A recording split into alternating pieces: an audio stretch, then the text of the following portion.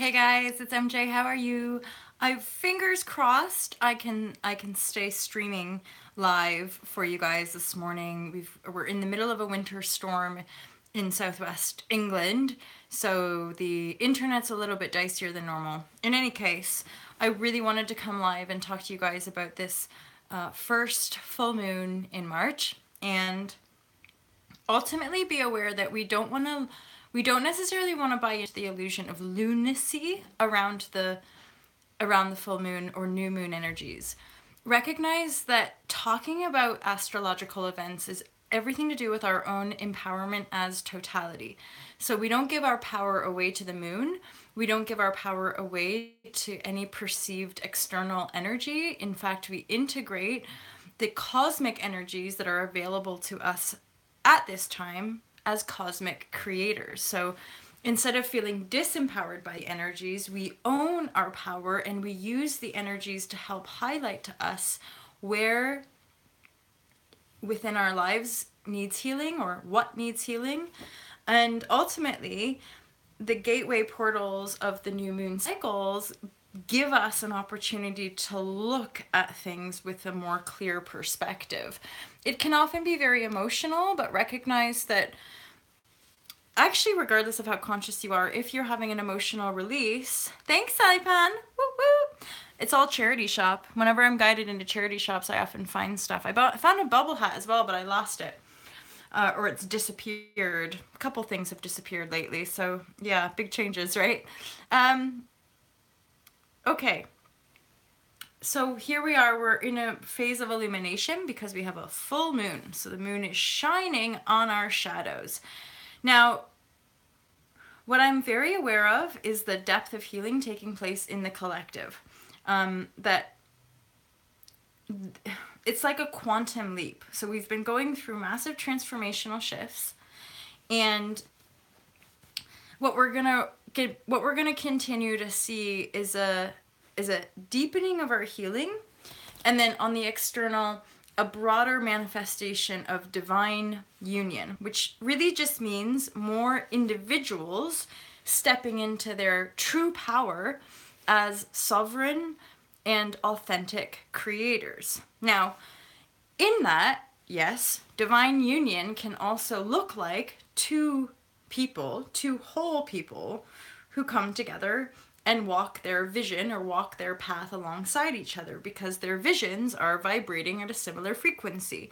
So, divine union is first and foremost divine union of self, which means that all of us as beings are integrated whole expressions of self. Hence, there's no wound of separation, which usually on some deep level is a form of unworthiness, unbelonging, undeservingness of your own existence. So as long as that wound exists, we tend to perpetuate patterns of seeking power and control outside of self, which will manifest itself in toxic patterns, codependencies, same thing ultimately, in feeding disparity on an energetic level. And it might sound lovely, it might even look lovely to a certain degree, but deep down, usually there's subtle intuitive nudgings that are shining to us, this is an aspect of shadow, or this is an aspect of your wound, or this is actually an aspect of something deeper that needs healing. Then ultimately, when that rises to the surface, things shapeshift around us, and we step into a new aspect of self, ideally a more empowered aspect of self. And it's something I'm seeing, feeling, and working with at a monumental rate, at an extraordinarily accelerated rate. So like I'm living in this moment where like within one day, sometimes it feels like massive cycles have cleared, or there's been insight and clarity around a certain subject that I didn't even like see it coming. It just like drops in, all this stuff shifts and happens, and then suddenly there's clarity. Hence, on this full moon, very much shining light on all of those deeper threads that need healing when it comes to giving power to other. That also includes healing abandonment, rejection, betrayal, bitterness, even things like hatred and resentment to the opposite sex. When it comes to healing the union relationship, it must be healed in an integral way where I have to own all those aspects, all of those denied aspects, i.e., rejection, manipulation, deception, self-abuse. And the reason why on my own journey I know that I am endeavoring to talk about sexual power is that it's really only in at this point in my life. Some of you guys know I'm a 35-year-old woman in this world, and I'm single and don't have children and haven't taken that conventional path. And after all of this emotional healing, I'm still healing very deep wounds of self-abuse, which basically means that now this isn't an attack at all on the external. This is just my own self-awareness that in a very subtle way, my sexual energy has been used to abuse myself. As in, part of the paradigm that I'm having to own and transform is women's disempowerment and female enslavement to the male paradigm. So, and again, this is not an attack on men. I'm just expressing my honest self-awareness that as a woman in this world, a heavy-duty part of my programming and conditioning was to deny myself and serve him. So make sure he's okay, make sure he's pleased in the bedroom, make sure he's satisfied. I'm not important. So you can imagine that as a so-called empowered woman, as I see these disempowered threads, it's incredibly painful because the extent to the denial of the divine is so deep inside that it takes a lot of unraveling and an incredible amount of emotional and physical healing to start to have the awareness and the love to hold space for that level of wounding, for that, because it's in the collective. So like, as in, to be honest, and really there's no judgment here, but like, to me the porn industry is a huge reflection of that wound and that distortion that, sexually speaking, men and women don't typically meet. There's just a pleasure, sorry for the crudeness, but like a kind of just bang and fuck and you're done. And oh, see, that hurts. I can feel how that hurts. And that's part of it, you guys, why this is not an attack against men in any way. That in essence, that way of having sex is actually painful for him. He might be having more orgasms, but on a soul level, like on an emotional heart level, that way of, I'm sorry for using this language, but that way of like fucking each other is not healthy. It's abusive to the female, which means on a subtle level, it's still abusive. It might be giving him pleasure, but again, on a deep and emotional soul level, men are not being served by that way of having sex, which is just us as a collective, men and women included, denying our divine connection. So when we don't have that divine connection, in essence, it's the blind leading the blind. We don't know how to take care of ourselves. I'm having to discover intuitively, how can I feel safe enjoying my body? How can I feel safe expressing myself in this way when there's so much fear and taboo around it? And how can I be vulnerable in expressing anger and bitterness and resentment toward my counterpart, you know? So there is like just a Pandora's box of wisdom in our bodies that we have yet to unlock. And wisdom in our co-creativity and communication, so how we come into union with one another. But here's the thing, guys, about this full moon energy. Let's not put our energy out there, let's bring it in. Look at self and remember that union and divine union is always, always, always unity of self, which means you have become one total creator of your experience, the one. Everything else mirrors back to you, your totality and oneness, or wounds, or shadows, things that want to be brought to the light. And ultimately, on a bigger, broader scale, when it comes to this whole like global shift and mass awakening, this is the aspect of the true healing on a core level. So in essence, this shining light on the core wounds, so the core wounds are being healed, integrated. Then as we come into full integration of self, then we basically have stepped into the divine union of self, which again is simply a recognition that I am the full total creator of all that I see. There's no separation. No separation. As I fundamentally understand that and integrate that as as whole complete information of self, then I unify the field of self. As in, there's no more fractured parts. There's no more disempowered, or unremembered. They're not part of me anymore, right? So I bring it into self. I pull in full integration to become whole. And then more and more of us in the whole state can reflect back, I guess you could say what I would say are the divine new paradigm relationships. So we and how we step into those relationships is ultimately unique for each and every community of new paradigm energy flow. But I can feel myself basically in preparation that the recent shifts of intense heartbreak and heartache have been a critical aspect of the integration that actually the heart space for me personally had to break because it wasn't fully open. And I'm still having to navigate the opening of my own heart in a very guarded way, which is okay. Because my past as a people pleaser and a very naive one, thinking everyone's like love and everybody has the same intentions as me, part of my heartbreak is what's broken that illusion. Like, I just be a good girl and everyone's happy and everyone's love and light. Part of the break of my heart has been like, beings choose. And simply because what feels right for me in love and compassion, and I choose to want to be honest and true with people, it doesn't mean that every being on this planet chooses that. There are beings who choose not to heal, and there are beings who choose to deceive and manipulate because that actually feels better for them. And I get that. And so for people like me, this sensitive, empathic folk who really genuinely are like, be happy, just want people to be happy, those of us are getting a real push up the arse as far as take off those final subtle masks.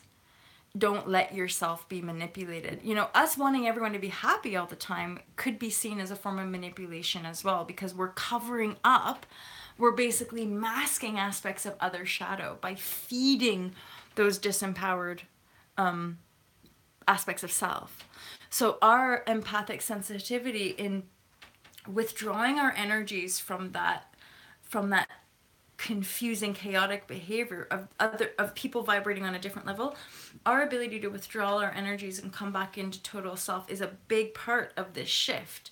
You could say the empaths integrating their fullness is going to start shining more light on the subtle aspects of human corruption, and then in a bigger way it's going to help shine more light on, again, the holograph, the kind of system, the matrix system. So more and more of us rising in sensitivity helps more and more people see through those veils, which, and again, it's all simultaneous. In a very real way, there are darker forces. It's all one. It's not judgment, like we've conditioned judgment in our little earthly story. Broad. All, everything goes. It all goes. Otherwise, it wouldn't be in existence. It all goes. So in a very real way, you could say Earth's energy's been vibrating on a certain frequency, which has allowed certain natured beings to come here. Their choice. Free will, right? Beings can choose to feed off of other beings if that's their choice. But more humans are now coming into conscious recognition that they don't want to choose that anymore. So they don't want to be slaves to these ruling classes, okay?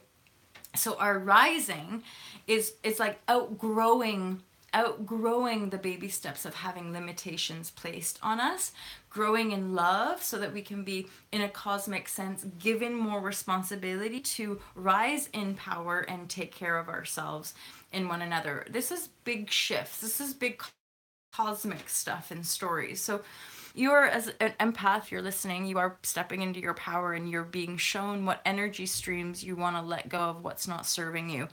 And then in that same breath, you're really coming into union, shedding very core wounds, very deep core wounds in the collective.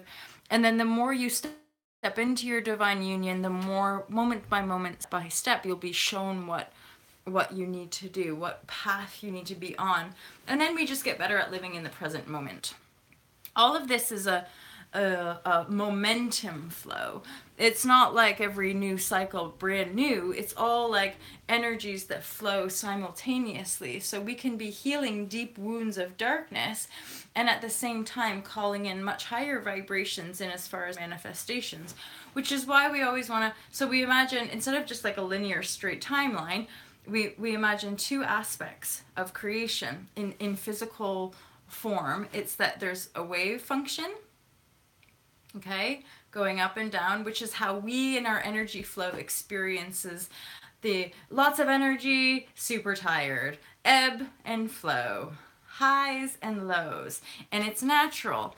It's part of what we call like living in the flow. We want to be able to ride these waves, not resist them, which builds up, and then we have these big storms, which is what I call the karmic backlog in the Fearless Life Guide.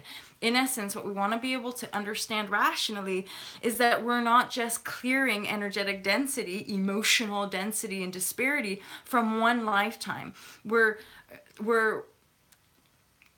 clearing multiple timelines of a lower frequency and a genetic backlog, so a sort of ancestral pattern breakers. So some of us, you could say, are actually going to be breaking patterns from multiple generations and integrating aspects of self from multiple timelines, i.e. past life, future life, or multiple timelines where you're actually creating in different dimensions. That's a little bit out there. It's not for everybody.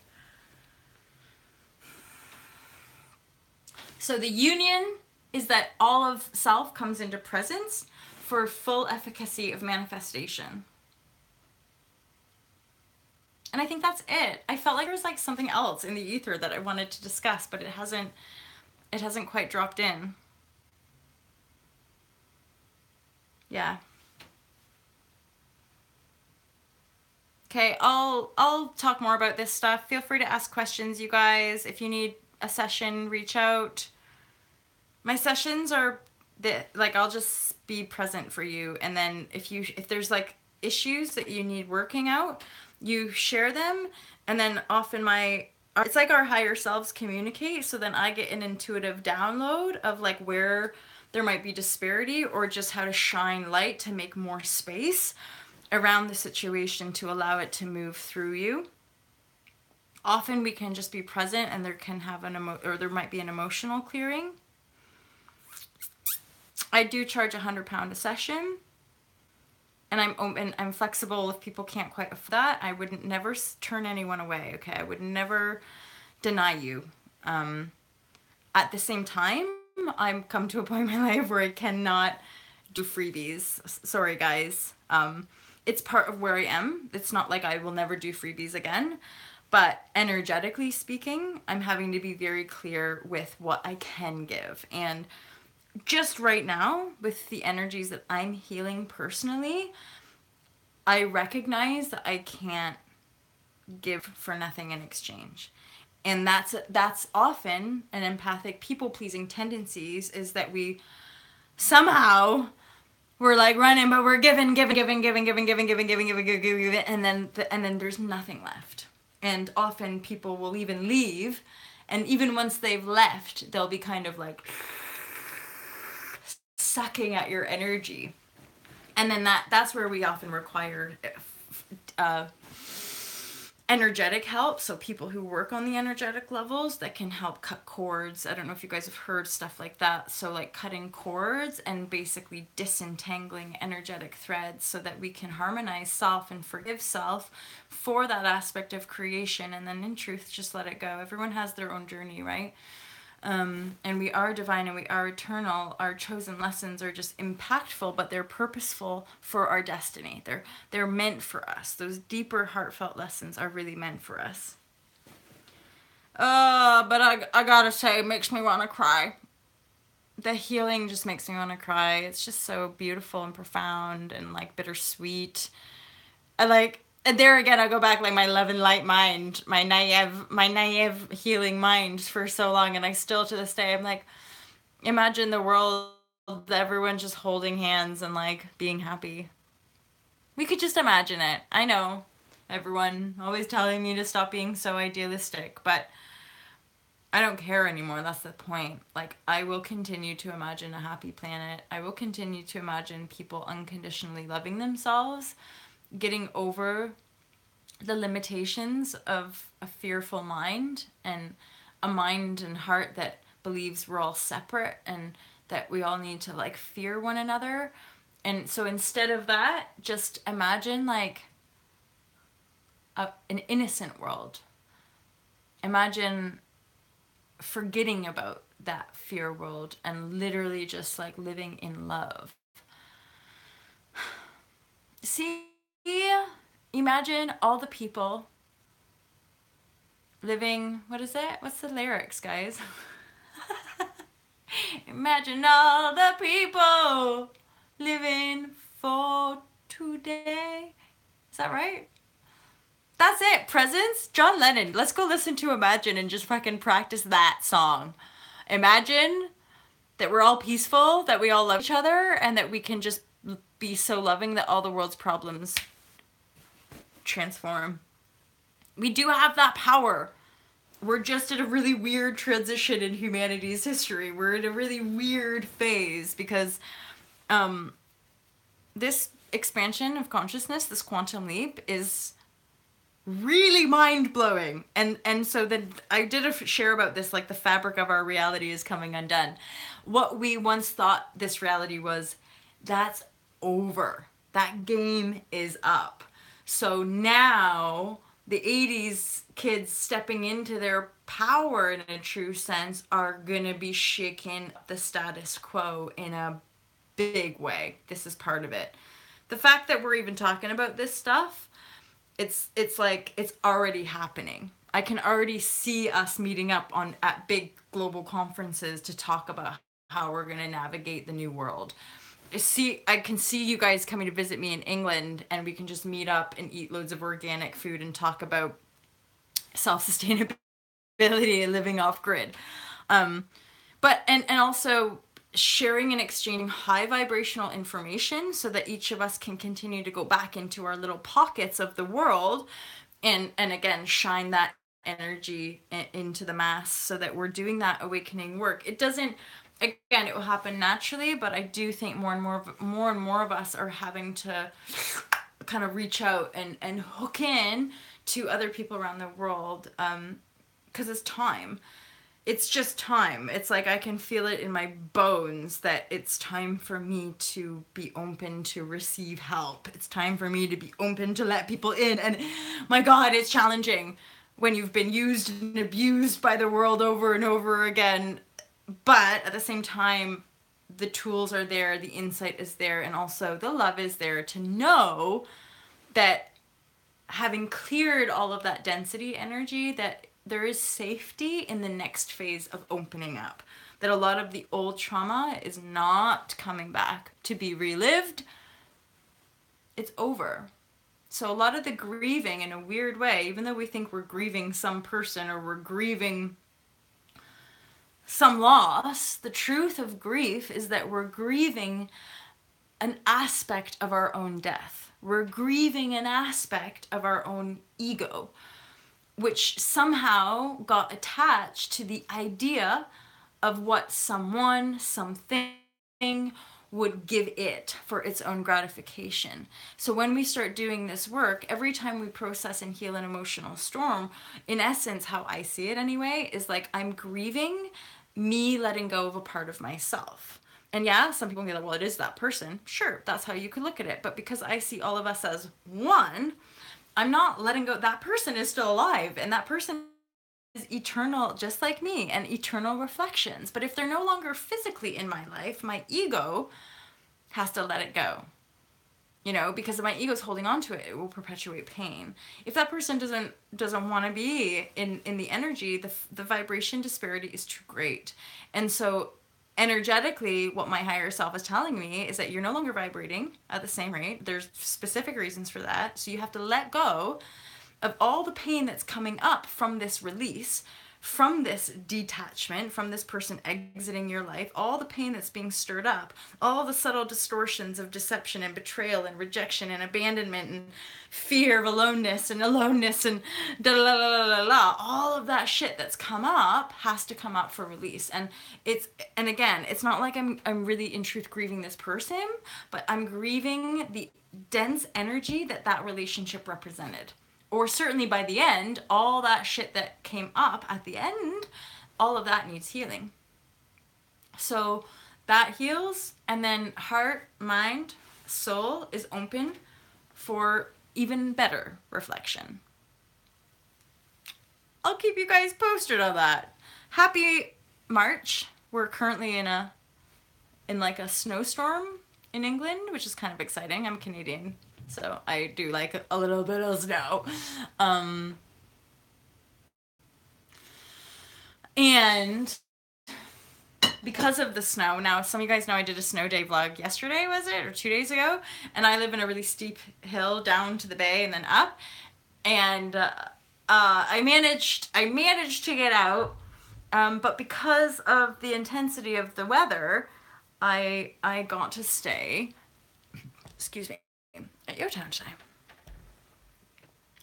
And the bed here is just so comfortable. If you guys don't know about Yotown, check it out. It's like a super lovely retreat. I tend to do all the yoga, and I'm also a transformational coach here.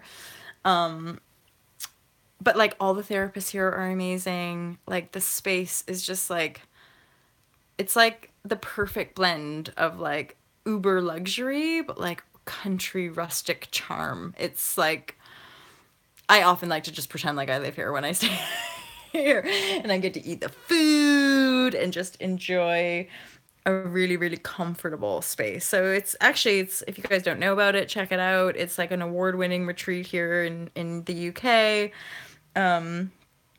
They've won a bunch of stuff. Anyway, I digress. I'm loving you guys from here and wishing you just epic love vibration. I don't know why I'm like obsessed with that. Well, typically I'm just obsessed with like some of the artwork here because the artwork here is amazing.